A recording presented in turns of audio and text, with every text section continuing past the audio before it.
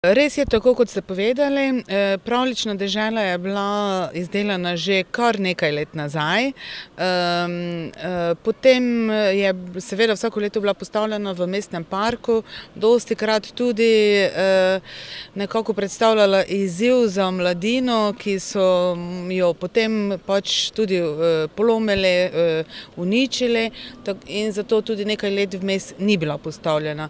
Zadnja 3 leta jo spet postavljamo na drugem prizorišču, tukaj na Trgu zmage, mogoče malo bolj vidnem.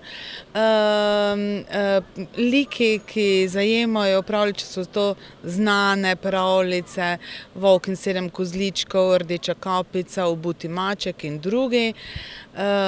Torej pravljična dežela je seveda namenjena najmlajšim, tudi če so naši elementi malce starejši, se otroci menjujejo in jo lahko tudi zdaj na drugem prizorišču vidijo.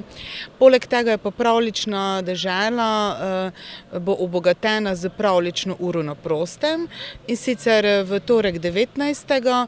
popoldan ob 5. in v četrtek 21. decembra dopoldne v dopoldanskem času, tako da bo pravljičarka Metka iz knjižnice bo tukaj izvedla pravljično uro na prostem.